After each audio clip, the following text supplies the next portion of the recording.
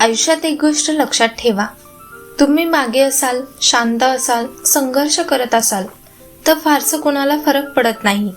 पण ज्या दिवशी तुम्ही उभे राहायला लागता, स्वतःसाठी बोलायला लागता आणि हळूहळू पुढे जायला लागता, त्या दिवसापासून काही लोकांना तुमचं अस्तित्वच खुपायला लागतं. ते उघडपणे विरोध करत नाहीत, पण त्यांच्या नजरेत, शब्दात, वागण्यात एक वेगळीच जळजळ दिसायला लागते. आणि तेव्हा एक प्रश्न उभा राहतो, अशा लोकांबरोबर आपण वागायचं तरी कसं? ही माहिती कुणाविरुद्ध नाही, कुणाला खाली खेचण्यासाठी नाही, तर स्वतःचं मन, आत्मविश्वास आणि आयुष्य वाचवण्यासाठी आहे. कारण प्रत्येक लढाई लढायची नसते, काही लढाया टाळूनच जिंकायच्या असतात. 1. जास्त खुलासा देणं म्हणजे सगळ्यांशी जवळीक वाढवणं नसतं.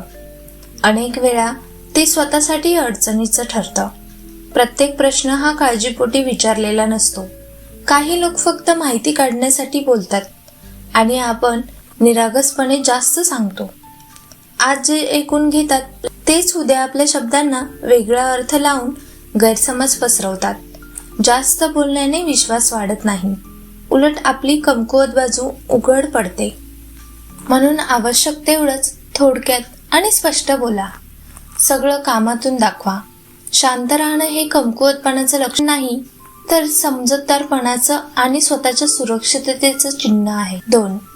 आपली योजना गुप्त ठेवा. आपल्या योजना सगळ्यांना सांगणं म्हणजे त्या सुरक्षित राहतील याची खात्री नसते. उलट त्यामुळे अडथळे वाढण्याची शक्यता जास्त असते. काही लोक नकळत नजर लावतात, तर काही जाणीवपूर्वक अडचणी निर्माण करतात. कारण प्रत्येकजण तुमच्या यशासाठी आनंदी असेलच असं नाही. काम पूर्ण होण्याआधी बोलणं म्हणजे अर्धवट गोष्ट लोकांच्या हातात देणं आणि तीच गोष्ट ते तोडून मोडून वापरू शकतात. योजना शांतपणे कोणताही गाजावाजा न करता अंमलात आणल्या तर त्यात लक्ष विचलित होत नाही आणि मन स्थिर राहतं. यश आलं की ते कोणाला सांगावं लागत नाही, ते आपोआप दिसतं आणि बोलतं पण. 3. काम पूर्ण झाल्यावरच बोला. काम पूर्ण होण्याआधी बोलणं म्हणजे अर्धवट गोष्ट लोकांच्या हातात देणं आणि अशा गोष्टी लोक आपल्या सोयीने तोडून मोडून सांगतात. तेव्हा गैरसमज, टीका आणि अनावश्यक चर्चा वाढते. पण जेव्हा काम पूर्ण होतं तेव्हा शब्दांची गरज उरत नाही, कारण निकाल स्वतः बोलतो. परिणाम दिसला की लोक प्रश्न विचारणं थांबवतात, कारण सिद्ध झालेल्या गोष्टींवरती वाद उरत नाहीत. आधी दाखवण्यापेक्षा शांतपणे काम करा आणि योग्य वेळी सिद्ध करा. यश हेच सगळ्यात मजबूत उत्तर असतं आणि बोलणं नेहमी नंतरही करता येतं. 4. स्वतःला सतत सिद्ध करण्याच्या फंदात पडू नका. म्हणजे आपण आपली ताकद इतरांच्या मतांच्या हातात देणं. तुम्ही कोणालाही काही सिद्ध करायला बांधील नाही, कारण तुमचं आयुष्य हे तुमच्यासाठी आहे, लोकांच्या समाधानासाठी नाही. ज्यांना तुमच्यावर जळजळ आहे, जळकुटी भावना आहे, त्यांना कितीही पुरावे दिले तरी ते कधीच पुरेसे वाटणार नाहीत. उलट जास्त स्पष्टीकरण दिलं की ते अजून प्रश्न उभे करतात. प्रत्येक गोष्टीचं उत्तर शब्दात देण्यापेक्षा कामातून देणं जास्त प्रभावी आहे. कामाला उत्तर होऊ द्या, परिणामांना बोलू द्या, मग लोक आपोआप शांत होतात आणि तुमचं मनही हलकं राहतं. नंबर 5. वाद टाळा आणि मर्यादा ठेवा.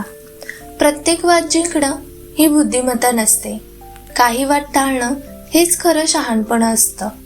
कारण काही लोकांना सत्यापेक्षा वादच हवा असतो आणि अशा ठिकाणी बोलणं म्हणजे वेळ आणि ऊर्जा वाया घालवणं. जेव्हा आपण मर्यादा ठेवू लागतो तेव्हा समोरच्याला कळतं की आपला आदर करायलाच हवा.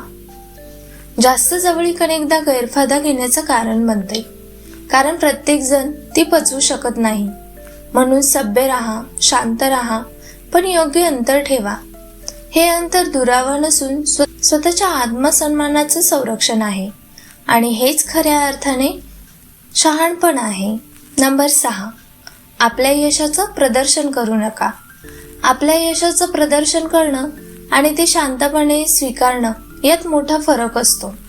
यश दाखवणं ठीक आहे, पण गाजवणं अनेकदा स्वतःसाठीच अडचणी निर्माण करतं. जास्त प्रदर्शन केल्याने नकळत नजर लागते. लोकांमध्ये तुलना, ईर्ष्या आणि अनावश्यक चर्चा वाढतात. शांत यश जास्त काळ टिकतं, कारण त्यात दिखावा नसतो, फक्त मेहनतीची खोली असते. साधेपणातच खरी ताकद दडलेली असते. जो खरोखर मोठा असतो त्याला स्वतःला मोठं सांगायची गरजच पडत नाही. काम बोलू द्या, तुम्ही नाही, आणि यशाला शांततेची सवय लावा, कारण शांतपणे मिळालेले यश खऱ्या अर्थाने समाधान देतं. नंबर 7, सगळ्यांशी गोड पण ठामपणे वागा. सगळ्यांशी गोड आणि नम्र वागणं हे चांगलं आहे, पण उद्धटपणा किंवा जास्त लाचारी करणं टाळा. आपली भूमिका स्पष्ट ठेवण्यास लोक तुमच्यावरती आदर ठेवतात. गोड शब्द वापरा, पण निर्णय ठाम ठेवा. हे लोकांना कळू द्या की तुम्हाला तुमच्या मर्यादांचा आदर हवा आहे.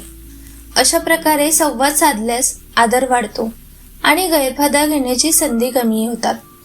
साधेपणात ठामपणा ठेवल्यानेच खरं शहाणपण दिसून येतं आणि तुमची ताकद कायम राहते.